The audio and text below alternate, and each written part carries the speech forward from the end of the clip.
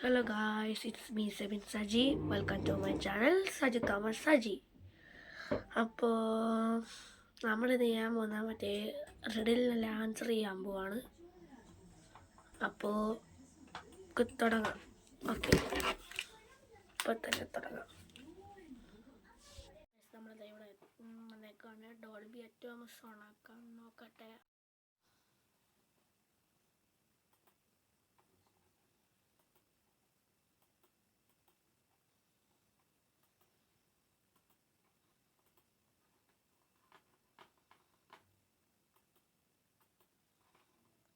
Dolby Atmos ഓണാണ്.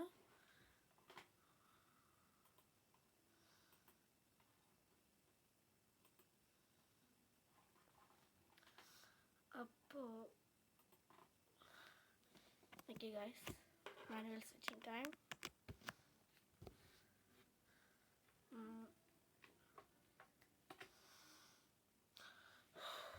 Okay,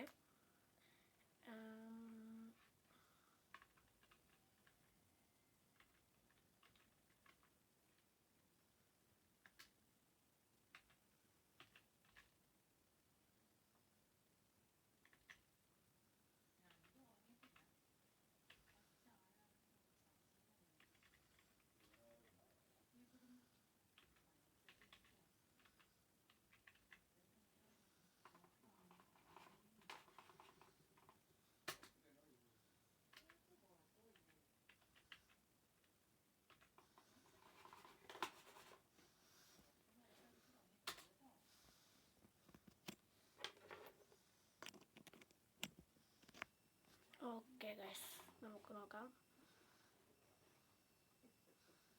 ഇട്ടിട്ട് മഹുൾ തന്നെ ആവട്ടെ.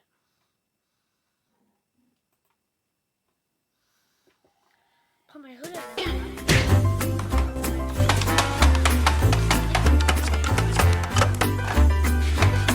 എല്ലാ ദിവസത്തെയും പോലെ പപ്പു വ്യാപാരി തന്റെ സ്ഥാപനത്തിന്റെ ചുമതലകളെല്ലാം തീർത്ത് രാത്രിയിൽ വീട്ടിലേക്ക് മടങ്ങുകയായിരുന്നു. വഴിയിൽ ഒരു ധാബയുണ്ട്. അവിടെ നിന്നാണ് പപ്പു എപ്പോഴും ഭക്ഷണം കഴിച്ചിരുന്നത്. സമയം ഏതാണ്ട് അതിക്രമിച്ചിരുന്നു. പപ്പുവിന് നന്നായി വിശക്കുന്നുണ്ടായിരുന്നു. അദ്ദേഹം ധാബയുടെ അകത്തേക്ക് പോകുന്നു. ധാബയുടെ അകത്ത് ഭക്ഷണം ഏതാണ്ട് തീർന്നിരുന്നു. പെറോട്ട മാത്രമേ ബാക്കിയുണ്ടായിരുന്നുള്ളൂ. ഒരു പെറോട്ടയുടെ വില 20 രൂപയായിരുന്നു. അവിടെ സെക്യൂരിറ്റി ഒന്നുമില്ല, ഇങ്ങനെ കിച്ചണകത്ത് കയറ്റി വിടാതിരിക്കാൻ. ഓക്കെ, ചളിയുടെ നിർത്താം. 2 പെറോട്ട തിന്നാൽ മൂന്നാമത്തെ പെറോട്ട ഫ്രീ ആയി കിട്ടും. പപ്പു മൊത്തം 4 പെറോട്ട തിന്നു. അപ്പോൾ പപ്പുവിന് 4 പെറോട്ടയ്ക്ക് എന്ത് വില നൽകേണ്ടി വരുമെന്ന് നിങ്ങൾക്ക് പറയാനാകുമോ? ചിന്തിക്കൂ.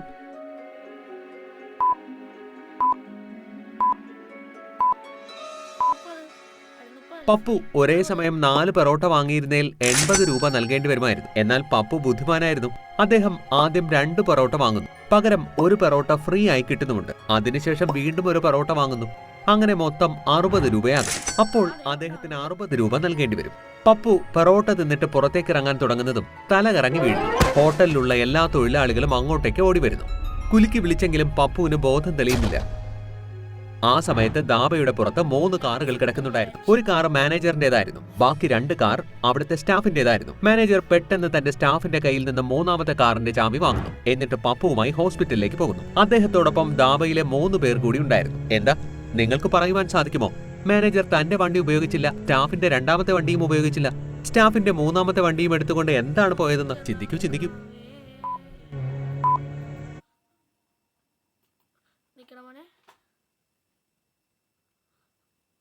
നമുക്ക്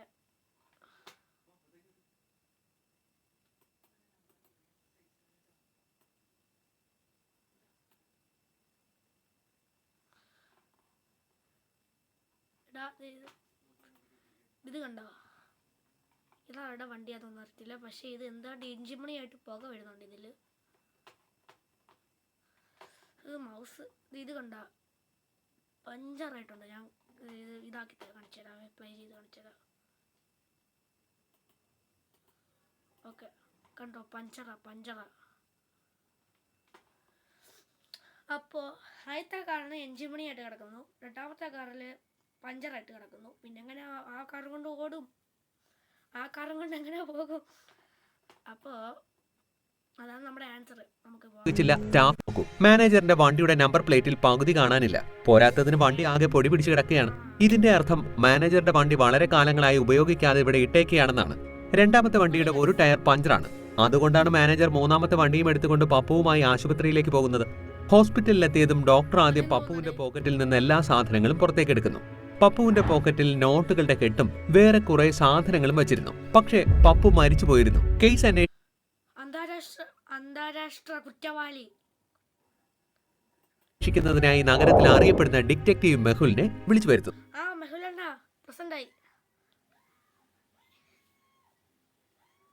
ഈ കേസിന്റെ അന്വേഷണം പൂർത്തിയാകുന്നതുവരെ നിങ്ങൾ ആരും നഗരം വിട്ട് പുറത്തു പോകുവാൻ പാടില്ല.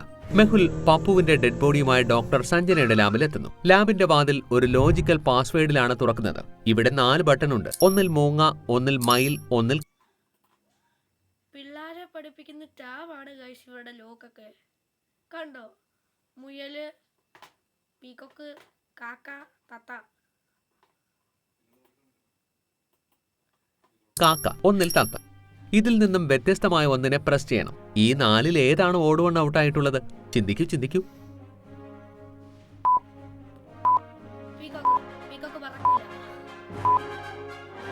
ഇത് 4 പക്ഷികളാണ്. എന്നാൽ മൂങ്ങ ഇവരിൽ നിന്നും വ്യത്യസ്തമാണ്. മൂങ്ങ പകൽ ഉറങ്ങിയിട്ട് രാത്രിയിലാണ് കൂട്ടിൽ നിന്നും പുറത്തേക്ക് വരുന്നത്. മെഹുൽ ആദ്യത്തെ ബട്ടൺ പ്രസ് ചെയ്ത് ലാബിന്റെ അകത്തേക്ക് പോകുന്നു. ഡോക്ടർ സഞ്ജന ഡെഡ് ബോഡിയെ നന്നായി പരിശോധിക്കുന്നു. എന്നിട്ട് മെഹുലിനോട് പറയുന്നു, ഇദ്ദേഹത്തിന്റെ ശരീരത്തിൽ അപകടകാരിയായ വിഷം ചെന്നിട്ടുണ്ട്. ഈ വിഷത്തിന്റെ ഒരു തുള്ളി അകത്ത് ചെന്നാൽ തന്നെ മനുഷ്യൻ മരിച്ചു പോകും.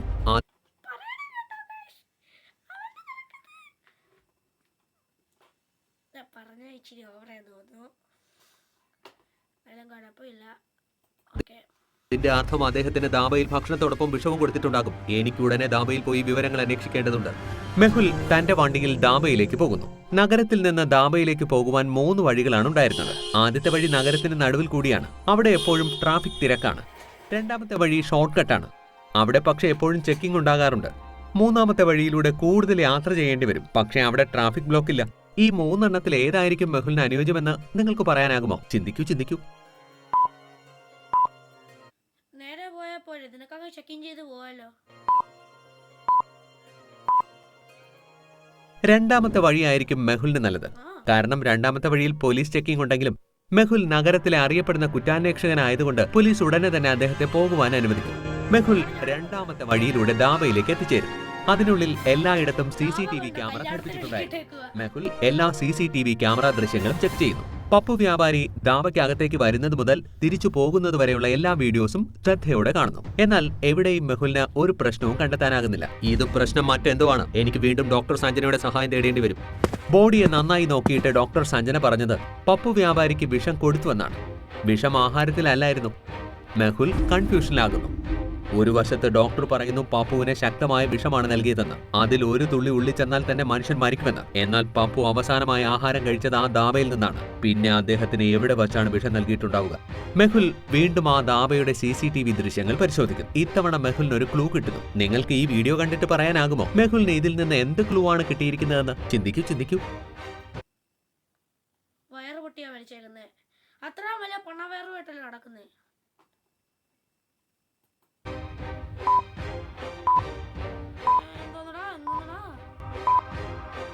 പപ്പു വ്യാപാരിയുടെ പോക്കറ്റിലേക്ക് നോക്കൂ. അത് നിറഞ്ഞിരിക്കുന്നതായി കാണുന്നു. എന്നാൽ അതിപ്പോൾ കാലിയാണ്. ഇതെങ്ങനെ സംഭവിച്ചു? മെഹുൽ ഉടൻ തന്നെ ദാബയിൽ നിന്ന് പപ്പുവിനെ ആശുപത്രിയിലേക്ക് കൊണ്ടുപോയി എല്ലാവരെയും ചോദ്യം ചെയ്തു. ആ സമയത്ത് ദാബയിലെ മാനേജർ പറയുന്നു, സർ, ഹോസ്പിറ്റലിൽ എത്തിയപ്പോൾ ഡോക്ടർ പപ്പുവിന്റെ പോക്കറ്റിൽ ഉണ്ടായിരുന്ന നോട്ടുകെട്ടുകളും സാധനങ്ങളും പുറത്തെടുപ്പിച്ചിരുന്നു. നോട്ടുകെട്ടുകളോ? തീർച്ചയായും ഇതിൽ എന്തോ പ്രശ്നമുണ്ട്. എനിക്ക് ഉടനെ ഹോസ്പിറ്റലിൽ പോയി പപ്പു വ്യാപാരിയുടെ എല്ലാ നിഗമനം എന്താന്ന് വെച്ചാ ആ നോട്ടില് ഏതോ ഒരുത്തും വിഷം ചേർത്ത് വെച്ചിട്ടുണ്ടായിരിക്കും. ആ നോട്ട് അവൻ എടുത്തു, കൈ അറിയാതെ കഴിച്ചു കാണും. ഞാൻ പറഞ്ഞതിൽ എന്താ സെൻസ് ഉണ്ടാക്കിയേ? ഞാൻ പറഞ്ഞുതരാം. അവൻ ആ നോട്ടെ തൊട്ടു, കൈ കരിയാതെ ഭക്ഷണം കഴിച്ചു. അപ്പോൾ അവൻ ആ നോട്ട് അവന് ഇത് കിട്ടിയത്, വിഷം അവൻ്റെ ഉള്ളിൽ പോയത്. സാധനങ്ങളും പരിശോധിക്കേണ്ടതുണ്ട്. മെഹുൽ വണ്ടിയിൽ ആശുപത്രിയിലേക്ക് എത്തുന്നു. ഹോസ്പിറ്റലിൽ ഡോക്ടർ തന്റെ ക്യാബിനിൽ ഇരിക്കുന്നുണ്ടായിരുന്നു. അദ്ദേഹത്തിന്റെ വാതിൽ ഒരു പാസ്വേഡ് കൊണ്ട് ലോക്ക് ചെയ്തിരിക്കുകയായിരുന്നു. പനീർ, തൈര്, രസ്മലായി, ഹാർട്ട്, ഇതിലേതാണ് ഓഡ് വൺ? Logical army. എനിക്ക് മനസ്സിലാവുന്നില്ല ഇവന്മാരെന്താ ഇതുപോലത്തെ ലോക്കൊക്കെ ഉണ്ടാക്കി വെക്കുന്നത്. ചിന്തിക്കൂ, എന്നിട്ട് നിങ്ങളുടെ ഉത്തരം കമന്റായി എന്നോട് പറയൂ. രസ്മലായി രസ്മലായി അല്ലേ ഇതിൽ ഓട് കൊണ്ട്? പനീർ പനീർ പനീർ അല്ല, രസ്മലായി രസ്മലായി. ഇത് 4 പാലിൽ നിന്നാണ് ഉണ്ടാക്കുന്നത്. എന്നാൽ രസ്മലായി ഒഴിച്ച് ബാക്കി 3 ഉണ്ടാക്കുവാൻ പാലിനെ പിരിച്ചെടുക്കണം. അതുകൊണ്ട് രസ്മലായി ഓട് വൺ ഔട്ടാണ്. മെഹുൽ രസ്മലായി പ്രസ് ചെയ്ത് ക്യാബിനകത്തേക്ക് പ്രവേശിക്കുന്നു. ക്യാബിനകത്ത് ചെന്നതും മെഹുൽ ഡോക്ടറോട് വിവരങ്ങൾ അന്വേഷിച്ചറിയുന്നു. അവിടെ നിന്ന് പപ്പു വ്യാപാരിയുടെ സാധനങ്ങളും നോട്ടുകെട്ടുകളും വാങ്ങിക്കൊണ്ട് ഡോക്ടർ സഞ്ജനയുടെ അടുത്തേക്ക് പോകുന്നു. നോട്ടുകെട്ടുകളും മറ്റ് സാധനങ്ങളും പരിശോധിച്ചതും ഡോക്ടർ സഞ്ജന ആശ്ചര്യപ്പെടുന്നു. എന്നിട്ട് മെഹുലിനോട് പറയുന്നു, ഓ ഭഗവാനെ, ഈ നോട്ടിലൊക്കെ വിഷമാണ്. നോട്ടുകെട്ടുകളിൽ കഠിനമായ ഏതോ വിഷം തേച്ച് പിടിപ്പിച്ചിരിക്കുകയാണ്. ഈ വിഷമയമായ നോട്ടുകെട്ടുകളിൽ നിന്നാകും പപ്പുവിന്റെ മരണം സംഭവിച്ചത്. പക്ഷേ കൊല്ലുന്നതിന് ഇത്രയും അപകടകരമായ പ്ലാൻ ആരായിരിക്കും ഉണ്ടാക്കിയത്? തീർച്ചയായും അറിയുന്ന ആരെങ്കിലും ആയിരിക്കും. സത്യമറിയുന്നതിനായി മെഹുൽ തന്റെ വണ്ടിയും എടുത്ത് പപ്പു വ്യാപാരിയുടെ ഓഫീസിലേക്ക് പോകുന്നു. പോകുന്ന വഴി റോഡിൽ ആളുകൾ കൂടി നിൽക്കുന്നത് കണ്ടു. മെഹുൽ തന്റെ വണ്ടിയിൽ നിന്ന് ഇറങ്ങി നോക്കുന്നു. അവിടെ 2 കാറുകളുടെ ആക്സിഡന്റ് ഉണ്ടായിരിക്കുകയാണ്. 2 കാറും കണ്ടപ്പോൾ ഏത് ഡ്രൈവറുടെ തെറ്റാണെന്ന് മെഹുലിന് പെട്ടെന്ന് തന്നെ മനസ്സിലാകുന്നു. ലോജിക്കൽ ആർമി, നിങ്ങൾക്ക് മനസ്സിലായോ? സീൻ വളരെ ശ്രദ്ധയോടെ നോക്കൂ. എന്നിട്ട് ഇതിന്റെ ഉത്തരം എന്നോട് കമന്റ് ചെയ്ത് പറയൂ.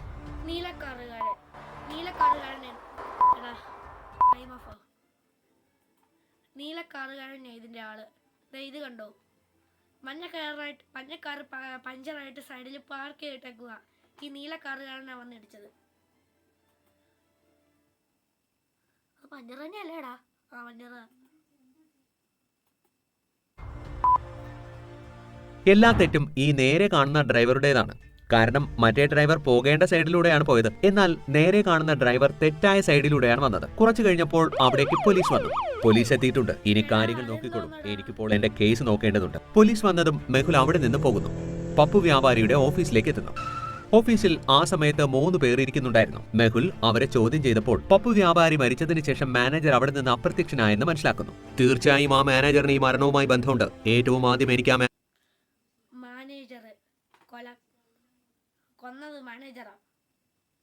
മാനേജറെ പിടികൂടണം. മെഹുൽ മാനേജറുടെ വീടിന്റെ അഡ്രസ് എടുത്ത് അദ്ദേഹത്തിന്റെ വീട്ടിലേക്ക് എത്തിച്ചേരുന്നു. അവിടെ വയസ്സായ ഒരു മനുഷ്യനെ കാണുന്നു. അദ്ദേഹത്തോട് കാര്യങ്ങൾ അന്വേഷിക്കുന്നു. അപ്പോൾ ആ മനുഷ്യൻ പറയുന്നു, അയ്യോ, എനിക്കൊന്നും അറിയില്ല. മാനേജർ കഴിഞ്ഞ 2 ദിവസമായി വീട്ടിലേക്ക് വന്നിട്ടില്ല. അതോടെ മെഹുലിന് ഈ മരണത്തിൽ മാനേജറിന് പങ്കുണ്ടെന്ന് പൂർണ്ണമായും ബോധ്യമാകുന്നു. മെഹുൽ വളരെയധികം പരിശ്രമിക്കുന്നു. എന്നാൽ മാനേജറിനെ പിടികൂടുവാനേ സാധിക്കുന്നില്ല. അതിനുശേഷം മെഹുൽ രഹസ്യ ഏജൻസിയുടെ സഹായത്തോടെ മാനേജറുടെ മൊബൈൽ ട്രേസ് ചെയ്യുന്നു. അതിൽ നിന്നും മാനേജർ ഈ സമയം ഒരു ഹോട്ടലിൽ ഒളിച്ചു കഴിയുകയാണെന്ന് വിവരം കിട്ടുന്നു. മെഹുൽ ഉടൻ ഹോട്ടലിൽ നിന്ന് മാനേജറെ പിടികൂടുന്നു. ചോദ്യം ചെയ്തപ്പോൾ മാനേജർ തെറ്റ് സമ്മതിക്കുന്നു. നിങ്ങളത് ശ്രദ്ധിച്ചായിരുന്നോ ഗൈസ്? ഏതാണ്ട് ബോളിവുഡിലെ ഡ്രാമാറ്റിക് ഒരു കുഞ്ഞു ഡ്രാമ തന്നെ അവരുണ്ടാക്കി. അവിടെ കണ്ടായിരുന്നു മറ്റേ ഹിന്ദി സീരിയലെല്ലാം മാതിരി പറഞ്ഞിട്ടൊരു സൗണ്ട്. സാർ എന്നെ വളരെയധികം ബുദ്ധിമുട്ടിച്ചിരുന്നു. രാവെന്നോ പകലെന്നോ ഇല്ലാതെ മറ്റുള്ളവരുടെ മുന്നിൽ വെച്ച് എന്നെ അധിക്ഷേപിക്കുമായിരുന്നു. അതുകൊണ്ട് ഞാൻ അദ്ദേഹത്തിന്റെ ഇന്നലത്തെ പണത്തിൽ വിഷം കലർത്തി. മെഹുൽ അയാളെ ശക്തമായി അടിക്കുന്നു. എന്നിട്ട് പോലീസിന്റെ കയ്യിൽ ഏൽപ്പിക്കുന്നു. Case solve. Detective Mehul rocks. Erlebe ab November 2024 Disneys Die Eiskönigin. Live in Stuttgart. Ein magisches Abenteuer.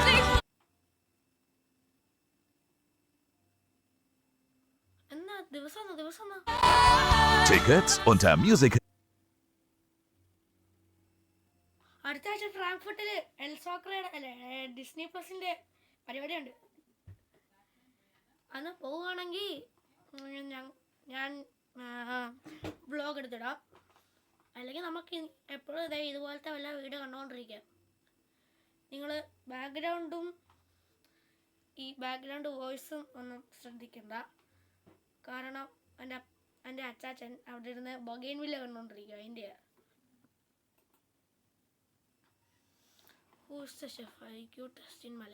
ഈ 3 ഷെഫുകളെ സൂക്ഷ്മമായി പരിശോധിക്കുക. 3 പേരിൽ ആരാണ് മികച്ചതെന്ന് ഞങ്ങളോട് പറയുക. എ, ബി അല്ലെങ്കിൽ സി. നിങ്ങളുടെ ഉത്തരത്തെക്കുറിച്ച് ആലോചിച്ച് ഒരു കമന്റ് ഇടുക. ഗൈസ്, ഗൈസ് എഡിറ്റ് ചെയ്യുമ്പോൾ ശ്രദ്ധിച്ച് ഈ ക്ലിപ്പൊന്നും ആവശ്യമില്ല, ഇനി വരാൻ പോകുന്ന ക്ലിപ്പൊന്നും ആവശ്യമില്ലാത്തതാണ്. പിന്നെ കണ്ടിരിക്കാൻ ഇച്ചിരി രസമൊക്കെ ഉള്ളതുകൊണ്ടാണ് ഞാൻ ഇതിൽ ഉൾപ്പെടുത്തുന്നത്. നിങ്ങൾക്ക് ഇഷ്ടപ്പെടുന്നില്ലെങ്കിൽ ഒരു 10-20 മിനിറ്റ് സ്കിപ്പ് ചെയ്ത്, അല്ല ഒരു 2 മിനിറ്റ് സ്കിപ്പ് ചെയ്ത് പോവാം. ആലിയയുടെ അരികിലൂടെ ഒരു ബുള്ളറ്റ് കടന്നുപോയി. ആരവാണ് ആലിയെ അറ്റാക്ക് ചെയ്യുന്നത്?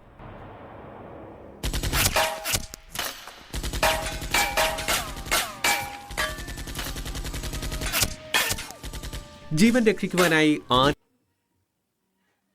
എടാ മോനെ,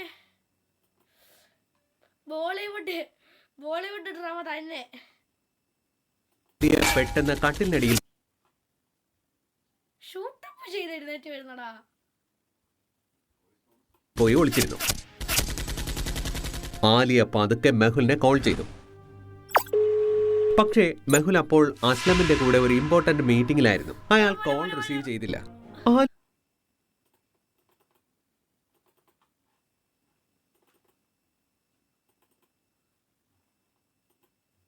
ആലിയ പതുക്കെ മെഹുലിനെ കോൾ ചെയ്തു. പക്ഷേ മെഹുൽ അപ്പോൾ അസ്ലമിന്റെ കൂടെ ഒരു ഇമ്പോർട്ടന്റ് മീറ്റിംഗ്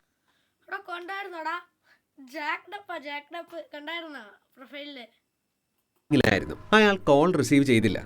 ആലിയ, ഇനി നിനക്ക് എന്ത് സംഭവിക്കുമെന്ന് പറയാനാകില്ല. ആരാണ് എന്നെ അറ്റാക്ക് ചെയ്യുന്നത്? ആലിയ എന്തെങ്കിലും ചെയ്യുന്നതിന് മുൻപ് തന്നെ കുറച്ച് ആൾക്കാർ ആലിയയുടെ റൂമിലേക്ക് കയറിപ്പറ്റി.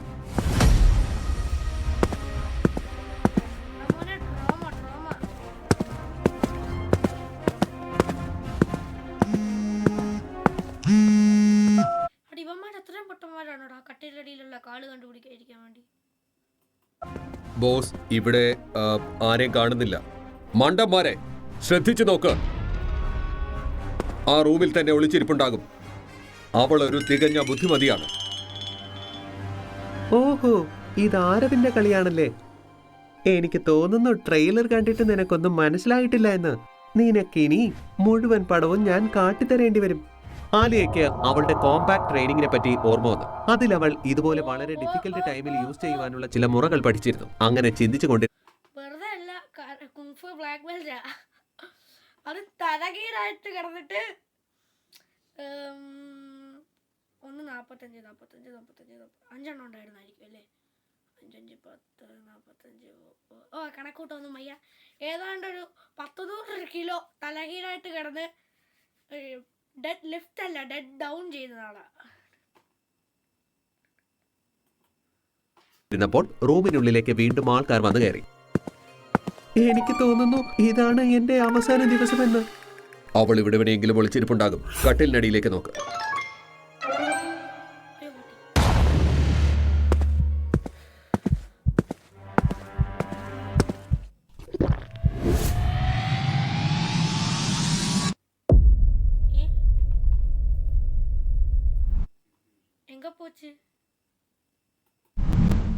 ഏയ്, ഇവിടെ ആരുമില്ല. Bingo, mister invisible.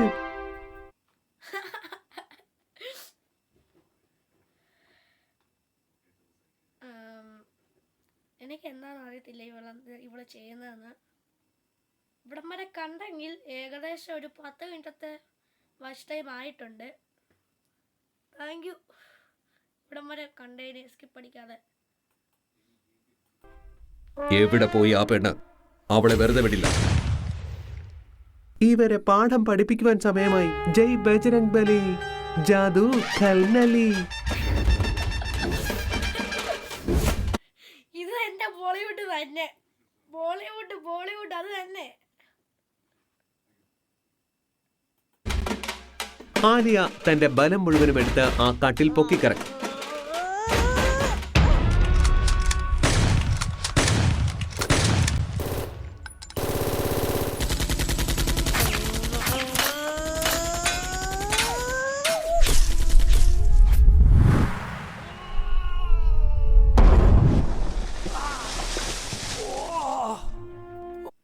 നമ്മളെടുത്ത റെഡില്ല, പക്ഷെ ഇതിനകത്ത് കാണിക്കുന്ന മുഴുവനും ബോളിവുഡിന്റെ ആനിമേഷനാ.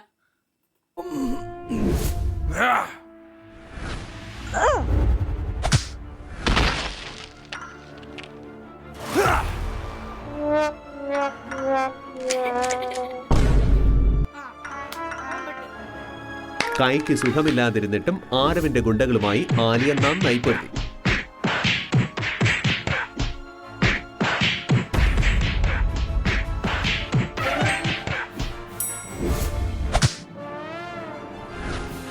തലകണ കൊണ്ട് അടിച്ച വേഗം എടുക്കുവോ? കണ്ടില്ലേ യോഗയുടെ മാജിക്. ഞാൻ കരുതി ജിമ്മിൽ പോകാഞ്ഞതുകൊണ്ട് എന്റെ ശക്തിയെല്ലാം നഷ്ടപ്പെട്ടു കാണുമെന്ന്. എന്താ കുട്ടികളെ, സന്തോഷമായോ? എന്റെ പേര് ആലിയാണ്, കേട്ടിട്ടുണ്ടാകും.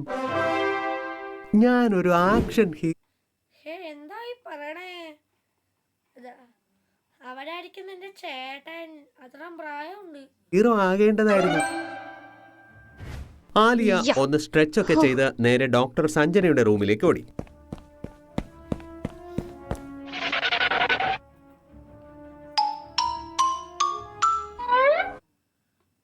എനിക്കൊരു സംശയം, ഇവള് തന്നെയല്ലേ ഡോക്ടർ സഞ്ജനയായിട്ട് മെഹുലിന്റെ ഇതിനകത്ത് വരുന്നത്?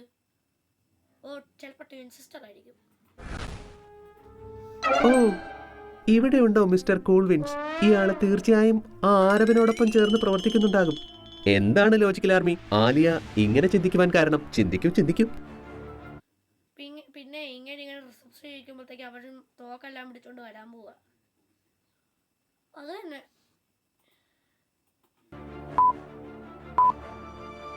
ഇയാള് കടത്തി വിട്ടായിരിക്കും.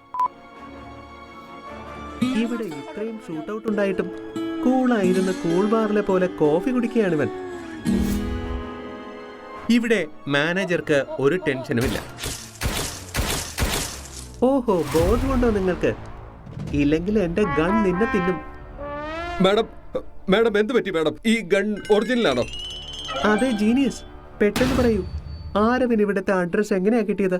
അത് മാഡം, എന്റെ ഒരു കൂട്ടുകാരൻ ഒരൊറ്റുകാരനാണ്. അയാൾക്ക് ആരവുമായിട്ട് കോണ്ടാക്ട് ഉണ്ട്. ആരവ് പറഞ്ഞിരുന്നു, ആരെങ്കിലും ആലിയെ പറ്റി വിവരം തന്നാൽ അയാൾക്ക് 1,00,000 രൂപ തരുമെന്ന്. ആ പിക്ക് കണ്ടോ? Kennst du schon unsere Coupons? Die DM-App gibt dir einen Überblick über alle aktuellen Coupons, die ഉണ്ട്. ആരവ് പറഞ്ഞിരുന്നു, ആരെങ്കിലും ആലിയെ പറ്റി വിവരം തന്നാൽ അയാൾക്ക് 1,00,000 രൂപ തരുമെന്ന്. കണ്ടോ ഈ പിക്ക്? എനിക്ക് തോന്നുന്നു നിങ്ങൾ ഇതുവരെ മെഹുൽ സാറിന്റെ പേര് കേട്ടിട്ടില്ല എന്ന്. മുംബൈ മുതൽ ലണ്ടൻ വരെയുള്ളവരെ മെഹുൽ സാർ വെള്ളം കുടിപ്പിച്ചിട്ടുണ്ട്. നിങ്ങൾ ഓപ്പോസിറ്റ് സൈഡാണ് ചൂസ് ചെയ്തിരിക്കുന്നത്. ഇനി ഈ പില്ലറുമായി നിങ്ങൾക്ക് കൂട്ടുകൂടാം. ആലിയ അയാൾക്ക് നല്ലൊരു ഇടി വെച്ചു കൊടുത്തു. എടാ, ഇത് റിഡിലല്ലേടാ, ഇത് മുഴുവൻ കഥ മാത്രമേ ഉള്ളൂ. നമുക്ക് റിഡിൽ എടുക്കുക. എന്നാലും നല്ല കഥ അല്ലേ, കേട്ടിരിക്കാൻ നല്ല രസമുണ്ട്, കാണാനും നല്ല രസമുണ്ട്.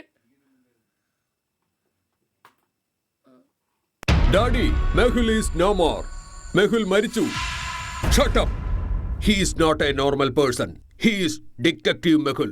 അയാളുടെ ഡെഡ് ബോഡി കിട്ടുന്നതുവരെ വനത്തിലും നദിയിലും ഒക്കെ സെർച്ച് ചെയ്തുകൊണ്ടിരിക്കണം. മൈക്കിൾ തന്റെ ഹെലികോപ്റ്റർ സംഗം ഹോട്ടലിന്റെ സ്വിമ്മിംഗ് പൂളിൽ ഹിമേഷ് മരിച്ചു കിടക്കുന്നു. ഇത് കണ്ടപ്പോൾ തന്നെ മാനേജർ ഡിറ്റക്റ്റീവ് മെഹുലിനെ വിളിക്കുന്നു. മെഹുൽ ആദ്യം തന്നെ ഡെഡ് ബോഡി നിരീക്ഷിക്കുന്നു. എന്നിട്ട് അത് പുറത്തേക്ക് എടുക്കുവാനായി സ്വിമ്മിംഗ് പൂളിന്റെ അകത്തേക്ക് പോകുന്നു. ഡെഡ് ബോഡി സ്വിമ്മിംഗ് പൂളിന്റെ ഒരു ഭാഗത്ത് ഒഴുകുകയായിരുന്നു. മെഹുലിന് മുഴുവൻ സ്വിമ്മിംഗ് പൂളും ക്രോസ് ചെയ്യേണ്ടി വന്നു. മെഹുൽ ഹിമേഷിന്റെ ഡെഡ് ബോഡിക്ക് അരികിലേക്ക് എത്തുന്നു. പാണ്ടലൂർ തവള മാതിരി ഉണ്ട്, അത് കിടക്കണ കാണാൻ. ഓ, അടുത്ത പുരസ്യമാരാ മൂന്ന്. എന്നിട്ട് ഡെഡ് ബോഡി പുറത്തേക്ക് എത്തിക്കുന്നു. ഹിമേഷിന്റെ മരണം സ്വിമ്മിംഗ് പൂളിൽ വീണല്ല സംഭവിച്ചത്, ഇവനെ കൊന്നതാണ്. ലോജിക്കൽ ആർമി, നിങ്ങൾക്ക് പറയുവാൻ സാധിക്കുമോ മെഹുലിന് എന്തായിരിക്കും അങ്ങനെ തോന്നാൻ കാരണമെന്ന്? ചിന്തിക്കൂ.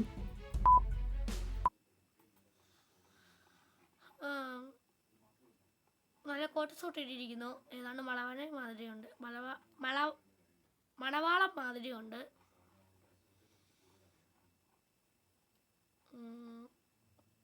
വെള്ളം എനക്കെന്തെങ്കിലും തോന്നിയായിരുന്നോടാ?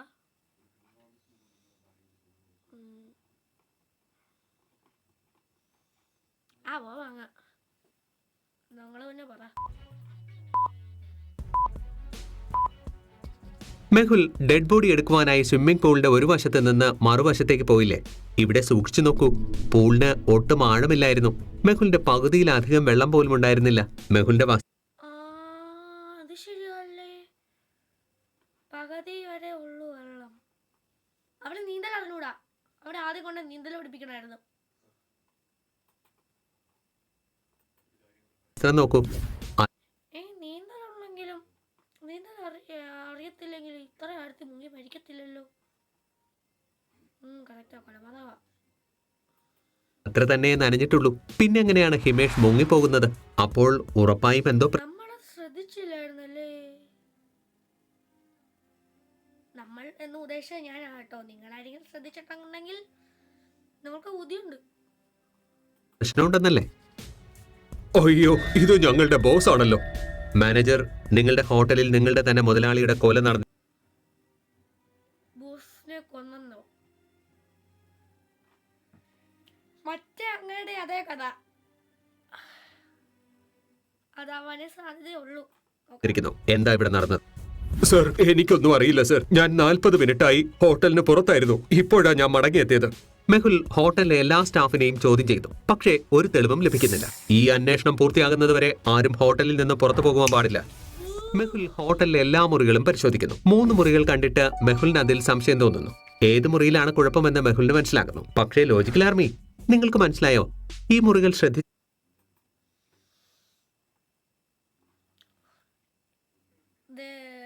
ഇതിന്റെ ആപ്സിനാണോ പ്രശ്നം?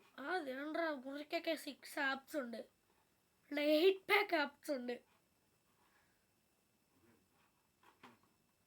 ഡോറിനെല്ലാം ആപ്സ് ഉണ്ട്.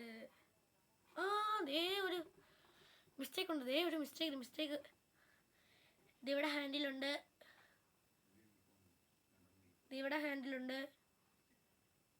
പക്ഷെ ഇവിടെ മറ്റേ ഹാൻഡിലില്ല. അതാരോ പൊളിച്ചെടുത്തിരിക്കുന്നു. അപ്പൊ അതാണ് പ്രശ്നം.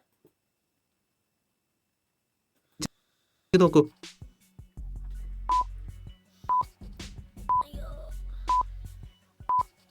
രണ്ടാമത്തെ മുറിയിലേക്ക് സൂക്ഷിച്ചു നോക്കൂ. അതിന്റെ ലോക്ക് കാണുന്നില്ല.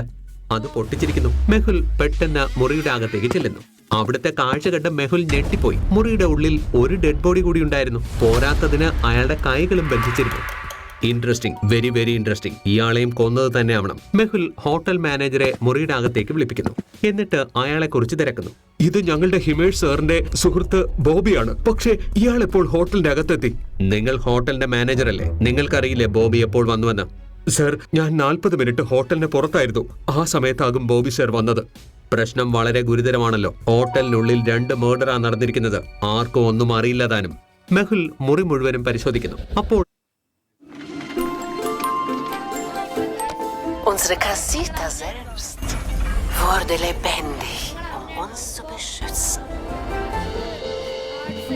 Paw Patrol zur Zentrale. Ich hatte bisher noch nie einen Spezialauftrag. So klingt Kindheit. Mehul മുറി മുഴുവനും പരിശോധിക്കുന്നു. അപ്പോൾ മെഹുലിന് മനസ്സിലാകുന്നു ഇത് ചെയ്തത് ഒരാളല്ല, ഒന്നിലധികം പേർ ചേർന്നാണെന്ന്. ലോജിക്കൽ ആർമി, മെഹുലിന് എന്തുകൊണ്ടാകാം അങ്ങനെ തോന്നിയത്? ഇത് ഒരാളല്ല, ഒന്നിലധികം പേർ ചേർന്നാണ് ചെയ്തതെന്ന് ചിന്തിക്കൂ. നേരത്തെ പറഞ്ഞ ക്ലിയർ ആയില്ലെങ്കിൽ ഞാൻ ഒന്നും കൂടെ പറയാം. ഇപ്പോൾ ഒരു വീഡിയോയിൽ 10 ആടൊക്കെ വരും.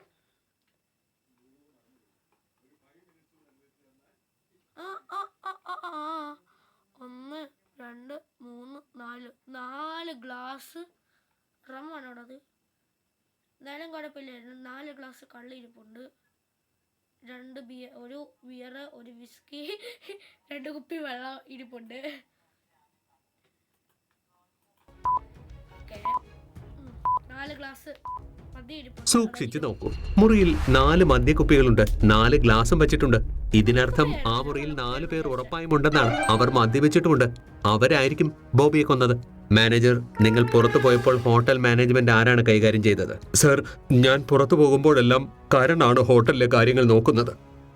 മെഹുലും മാനേജറും പെട്ടെന്ന് തന്നെ കരന്റെ അടുത്തേക്ക് എത്തുന്നു. കരൺ, മാനേജർ പുറത്തു പോയതിനു ശേഷം ഹോട്ടലിൽ ആരെല്ലാമാണ് വന്നത്? അപ്പോൾ കരൺ പറയുന്നു, മാനേജർ പുറത്തു പോയ സമയത്ത് ബോബിയും അയാളുടെ കൂടെ 3 പേരും ഹോട്ടലിൽ വന്നിരുന്നു. അവർ മദ്യപിക്കുന്നതിനായി മുറി വാടകയ്ക്ക് ചോദിച്ചു. ബോബി ഹിമേഷ് സാറിന്റെ വളരെ നല്ല സുഹൃത്താ, അതുകൊണ്ട് ഞാൻ മുറി നൽകി. പക്ഷെ അവരെന്തിനാണ് ഹിമേഷിനെ കൊന്നത്? ഹിമേഷ് ഹോട്ടലിൽ എന്ത് ചെയ്യുകയായിരുന്നു? മെഹുൽ മാനേജരെയും കിരണിനെയും ചോദ്യം ചെയ്യുന്നു. പക്ഷേ ആർക്കും അറിയില്ലായിരുന്നു ഹോട്ടലിന്റെ ഉടമ ഹിമേഷ് ഹോട്ടലിൽ എപ്പോൾ വന്നുവെന്ന്. Interesting, very very interesting. ഇതിനർത്ഥം ഹിമേഷ് സ്വന്തം ഹോട്ടലിലേക്ക് ഒളിച്ചാണ് വന്നത്. CCTV ഫൂട്ടേജസ് ഉടൻ തന്നെ ചെക്ക് ചെയ്യണം.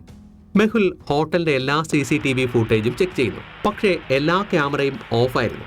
മെഹുൽ CCTV ക്യാമറയെക്കുറിച്ച് മാനേജറോട് തിരക്കുന്നു. അപ്പോൾ മാനേജർ പറയുന്നു, CCTV മുറിയുടെ എല്ലാ സിസ്റ്റവും ഹിമേഷ് സാറിന്റെ കൺട്രോളിലാണ്. അദ്ദേഹത്തിനല്ലാതെ ആർക്കും അത് ഓഫ് ചെയ്യുവാനുമാകില്ല. ഇതിനർത്ഥം അയാൾ സ്വയം CCTV ക്യാമറ ഓഫ് ചെയ്തതാവും. പക്ഷേ എന്തിനായിരിക്കും അയാൾ അങ്ങനെ ചെയ്തത്? കേസ് വളരെ കോംപ്ലിക്കേറ്റഡ് ആവുകയാണല്ലോ. മെഹുലിന് ഒന്നും തന്നെ മനസ്സിലാകുന്നുണ്ടായിരുന്നില്ല. മെഹുൽ ഹിമേഷിന്റെയും ബോബിയുടെയും ഡെഡ് ബോഡിയുമായി ഡോക്ടർ സഞ്ജനയുടെ ലാബിലേക്ക് എത്തുന്നു. ലാബിന്റെ വാതിൽ ഒരു ലോജിക്കൽ പാസ്വേഡ് കൊണ്ട് ലോക്ക് ചെയ്തിരുന്നു. ഈ 4 എണ്ണത്തിൽ ഒരു ബട്ടൺ ഓട് വൺ ഔട്ടാണ്. ഗൺ, ബുള്ളറ്റ്,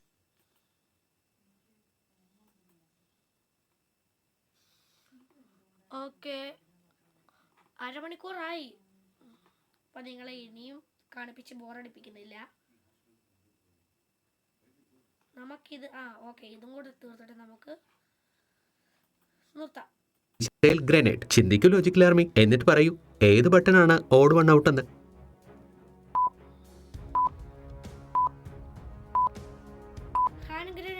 ഈ 4 എണ്ണത്തിൽ ഹാൻഡ് ഗ്രനേഡ് വ്യത്യസ്തമാണ്. കാരണം മറ്റായുധങ്ങൾ പ്രവർത്തിപ്പിക്കുവാൻ മറ്റുപകരണങ്ങൾ വേണം. അതായത് തോക്ക് ഉപയോഗിക്കുവാൻ ബുള്ളറ്റ് വേണം, ബുള്ളറ്റ് ഉപയോഗിക്കുവാൻ ഗൺ വേണം, മിസൈൽ ഉപയോഗിക്കുവാൻ മിസൈൽ ലോഞ്ചറോ ടോപ്പോ വേണം. പക്ഷേ ഹാൻഡ് ഗ്രനേഡ് ഉപയോഗിക്കുവാൻ നിങ്ങൾക്കൊന്നും തന്നെ വേണ്ട. മെഹുൽ നമ്പർ 4 ബട്ടൺ പ്രസ് ചെയ്ത് ലാബിന്റെ ഉള്ളിലേക്ക് എത്തുന്നു. ലാബിനുള്ളിൽ ഡോക്ടർ സഞ്ജന ഹിമേഷിന്റെയും ബോബിയുടെയും ഡെഡ് ബോഡി ചെക്ക് ചെയ്യുന്നു. കുറച്ചു സമയം കഴിഞ്ഞ് മെഹുലിനോട് പറയുന്നു, ഹിമേഷിന്റെ മരണം ഡ്രഗ് അമിതമായി. പണ്ടത്തെ സഞ്ജനയല്ല ഇപ്പോ. സഞ്ജനയുടെ രൂപം മൊത്തം മാറി. ഇപ്പോൾ സഞ്ജനയുടെ ബോഡിയിലാണെന്ന് തോന്നുന്നു. മറ്റേ ലിയാല എന്ന് പറഞ്ഞിട്ടൊരു പെങ്കൊച്ച് കയറിയിരിക്കുന്നത്. ആളാകെ മാറി. ഉപയോഗിച്ചത് മൂലമാണ് സംഭവിച്ചതെന്ന്. ഹിമേഷിനെ മനഃപൂർവ്വം നിർബന്ധിച്ച് ആരോ ഡ്രഗ് കഴിപ്പിച്ചതാണെന്ന്. ബോബിയുടെ മരണം ശ്വാസം മുട്ടിയാണ് സംഭവിച്ചിരിക്കുന്നതെന്ന്. അയാളുടെ മൂക്കും വായയും തുണി കൊണ്ട് മൂടിയിരുന്നു. കാരണം അയാളുടെ വായിൽ നിന്ന് ഒരു നൂല് ലഭിച്ചിരുന്നു. ഇൻട്രസ്റ്റിംഗ്. അതിനർത്ഥം ഇതിനെല്ലാം കാരണം ഡ്രഗ്സ് ആണ്. മെഹുൽ പെട്ടെന്ന് തന്നെ സോണിയെ വിളിക്കുന്നു. ഹിമേഷിനെ കുറിച്ച് ചില കാര്യങ്ങൾ അന്വേഷിക്കുവാൻ പറയുന്നു. കുറച്ചു കഴിഞ്ഞ് മെഹുലിന് സോണിയയുടെ കോൾ വരുന്നു. അവർ മെഹുലിനോട് പറയുന്നു, കുറച്ചുനാൾ മുമ്പ് വരെ ഹിമേഷ് വളരെ ദരിദ്രനായിരുന്നുവെന്ന്. പക്ഷെ വളരെ പെട്ടെന്ന് അയാളുടെ കയ്യിൽ ഒരുപാട് പണം. ആ കാറിന്റെ സ്റ്റിയറിംഗ് വീല് സൈഡിലായിരിക്കുന്നേ. എത്തിയെന്ന്. അയാൾ നഗരത്തിൽ ഒരുപാട് ഹോട്ടലുകൾ പണിതുയർത്തുവെന്ന്. ഇതിനർത്ഥം അയാൾ ഉറപ്പായും മയക്കുമരുന്ന് കച്ചവടം നടത്തിയിരിക്കണം. അതുകൊണ്ടാണ് അയാളുടെ പക്കൽ അത്രയും പണം എത്തിയത്. മെഹുൽ പെട്ടെന്ന് തന്നെ സംഘം ഹോട്ടലിലേക്ക് എത്തുന്നു. ഹോട്ടലിനടുത്ത് ഒരു വലിയ കടയുണ്ടായിരുന്നു. അതിന് പുറത്ത് CCTV ക്യാമറയും ഉണ്ടായിരുന്നു. മെഹുൽ ആ കടയിലേക്ക് എത്തുന്നു. എന്നിട്ട് CCTV ഫുട്ടേജുകളെല്ലാം ചെക്ക് ചെയ്യുന്നു. CCTV ഫുട്ടേജിൽ മെഹുൽ 3 കാറുകൾ കാണുന്നു. അതിൽ ബോബിയുടെ കൂടെ 3 ആളുകൾ ഉണ്ടായിരുന്നു. മെഹുൽ 3 കാറുകളുടെയും നമ്പർ നോട്ട് ചെയ്യുന്നു. പക്ഷേ മെഹുലിന് മനസ്സിലാകുന്നു ഇതിൽ ഒരു കാറിന്റെ നമ്പർ ഡ്യൂപ്ലിക്കേറ്റ് ആണെന്ന്. നിങ്ങൾക്ക് പറയാം. M03 VT 1011.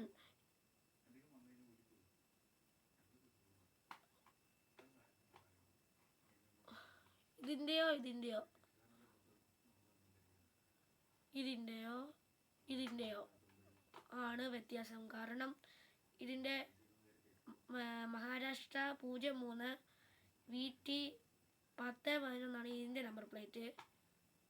ഇത് മഹാരാഷ്ട്ര 03 VT 1001. ഇത് മഹാരാഷ്ട്ര 03 VT 1001. എങ്ങനെ ഇതിന്റെ രണ്ടിന്റെ നമ്പർ പ്ലേറ്റ് ഒരേപോലെയാവും? ഏത് കാറിന്റെ നമ്പറാണ് ഡ്യൂപ്ലിക്കേറ്റ് എന്ന് ചിന്തിക്കൂ. അതറിയത്തില്ല. അത് നോക്കാൻ പറ്റും. രണ്ടാമത്തെയും മൂന്നാമത്തെയും കാറിന്റെ നമ്പർ സെയിം ആണ്.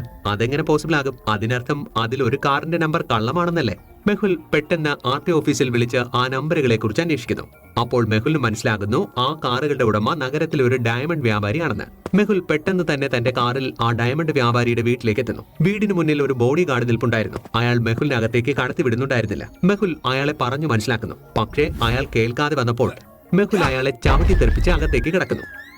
വീടിനുള്ളിലെ കാഴ്ച കണ്ട് മെഹുൽ ഞെട്ടിപ്പോകുന്നു. വീടിനുള്ളിൽ 4 പേർ ചേർന്ന് നിങ്ങളിപ്പോ വിചാരിക്കുന്നുണ്ടായിരിക്കും എങ്ങനെയോ ഒറ്റടിക്ക് ഇവനെ പറത്തിയെന്ന്. നമ്മളെ നേരത്തെ ഒരു വീഡിയോ കണ്ടില്ലായിരുന്നോ? അതിനകത്ത് കണ്ടില്ലായിരുന്നോ? ജാക്ക് മസിലെല്ലാം ഉണ്ടായിരുന്നു. പണം നിറയ്ക്കുകയായിരുന്നു. Interesting, very very interesting. അപ്പോൾ ഡയമണ്ട് വ്യാപാരി ഉറപ്പായും ഡ്രഗ് ബിസിനസ് ചെയ്യുന്നുണ്ട്. ഇതെല്ലാം ചെയ്തുകൊണ്ടിരിക്കുന്നവൻ പൊട്ടനാണോ? ഇവൻ്റെ 1 മീറ്റർ ദൂരം പോലും കാണത്തില്ല. അല്ല, ഒരു 10 ഇഞ്ച് ദൂരം പോലും കാണത്തില്ല. ഇവന്മാര് കാണുന്നില്ലടാ ഇവനിങ്ങനെ വന്നത്. മെഹുലിനെ കണ്ടതോടെ അവർ മെഹുലിന് നേരെ ഫയർ ചെയ്യുവാൻ തുടങ്ങുന്നു. ജീവൻ രക്ഷിക്കുന്നതിനായി മെഹുൽ ഡൈവ് ചെയ്യുന്നു. എന്നിട്ട് ഭിത്തിയുടെ പിന്നിൽ ഒളിക്കുന്നു. പക്ഷേ പിന്നിൽ നിന്ന് ആ ബോഡി ഗാർഡ് തോക്കുമായി വരുന്നു. പുറത്ത് മെഹുൽ ചവിട്ടിയാൽ മെഹുൽ പൂച്ചട്ടി എടുത്ത് ബോഡി ഗാർഡിന് നേർക്കെറിയുന്നു. അതോടെ അയാൾ താഴെ വീഴുന്നു. അയാളുടെ തോക്കും താഴെ വീണ് പോകുന്നു. മെഹുൽ ചാടി വീണ് അയാളുടെ തോക്കെടുക്കുന്നു. അയാളെ ഗൺ പോയിന്റിൽ പിടിക്കുന്നു. അപ്പോൾ ബാക്കിയുള്ളവർ മെഹുലിന് നേരെ വെടിവെക്കുവാൻ തുടങ്ങുന്നു. മെഹുലിന്റെ ഷൂട്ടിംഗ് സ്കിൽ അമേസിംഗ് ആണ്. മെഹുൽ ഉന്നം പിടിച്ച് ഗുണ്ടയുടെ കാലിന് നേർക്ക് വെടിവെക്കുന്നു. ജീവൻ വേണമെങ്കിൽ സറണ്ടർ ആക്, അല്ലെങ്കിൽ ഞാൻ വെടിവെക്കും. അവർ പേടിച്ചു പോകുന്നു. എന്നിട്ട് സറണ്ടർ ആകുന്നു. നിന്റെ കയ്യിലിരിക്കുന്നത് AK-47 അല്ലടാ, അവന്റെ ഇരിക്കുന്നത് ഷോട്ട് ഗണ്ണ്. നിനക്ക് എന്തിനാടാ മേടിച്ചോടുന്നേ? വെടിവെച്ചിട്ടിട്ട് കൂടെടാ. മെഹുൽ പോലീസിനെ വിളിച്ച് അവിടേക്ക് വരുവാൻ പറയുന്നു. പോലീസ് എല്ലാ ഗുണ്ടകളെയും കസ്റ്റഡിയിലെടുക്കുന്നു. മെഹുൽ അവരെ ചോദ്യം ചെയ്യുന്നു. അപ്പോൾ മനസ്സിലാകുന്നു ഡയമണ്ട് വ്യാപാരിയാണ് സംഘം ഹോട്ടൽ. KGF-ലെ മാതിരി മെഹുൽ സോഫയിൽ കിടക്കുന്നു. ഇവന്മാർ 3 പേരും കൂടെ മുട്ട അരിഞ്ഞ് കിടക്കുന്നു. മറ്റേ KGF-ലെ ആ സീൻ തന്നെ കോപ്പി അടിച്ചേക്കുന്നത്. ഉടമ ഹിമേഷിനെയും ബോബിയെയും കൊന്നതെന്ന്. ഇപ്പോൾ അയാൾ രാജ്യം വിട്ടു പോകുവാനുള്ള തയ്യാറെടുപ്പിലാണെന്ന്. അയാൾ എയർപോർട്ടിലും എത്തിക്കഴിഞ്ഞു. ഡയമണ്ട് വ്യാപാരി എയർപോർട്ടിൽ എത്തിയെങ്കിൽ നിങ്ങൾ ഈ പണമെല്ലാം എങ്ങോട്ടേക്കാണ് കൊണ്ടുപോകുന്നത്? അപ്പോൾ അവർ പറയുന്നു പ്ലെയിനിൽ ഇത്രയും പണം കൊണ്ടുപോകുവാൻ സാധിക്കില്ല. അവർ കപ്പൽ മാർഗം പണം കടത്തുവാൻ പ്ലാൻ ചെയ്യുകയായിരുന്നുവെന്ന്. പെട്ടെന്ന് തന്നെ ആ ഡയമണ്ട് വ്യാപാരിയെ പിടിക്കണം. മെഹുൽ പെട്ടെന്ന് തന്നെ എയർപോർട്ടിലേക്ക് പോകുന്നു.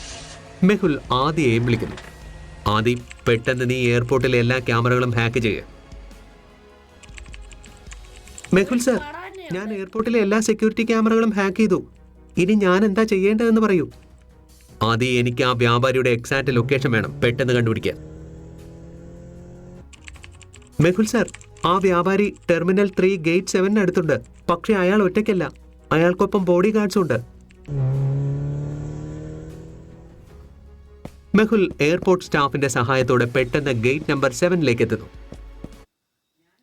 അവൻ ഹാക്ക് ചെയ്തതുപോലെ ഞാനിപ്പോൾ ഒരു കാര്യം ഹാക്ക് ചെയ്ത് തരാം. അവിടെ ഒരു ചുമന്ന സബ്സ്ക്രൈബ് ബട്ടൺ വന്ന കണ്ടോ? പ്ലീസ് ഒന്ന് ക്ലിക്ക് ചെയ്യ്.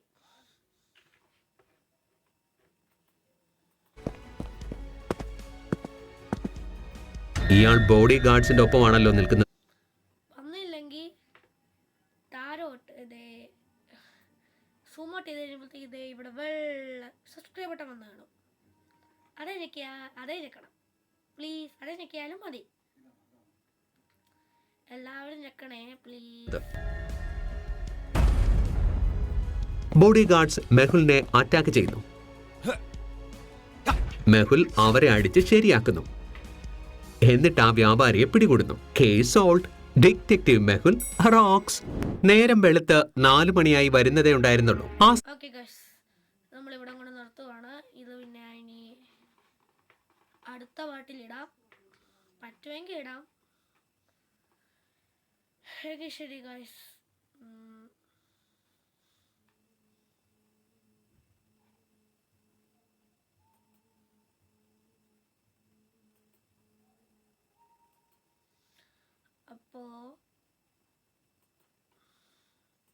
അപ്പോൾ ഗൈസ്, അടുത്ത വീഡിയോ കാണുന്നത് വരെ ടാറ്റാ.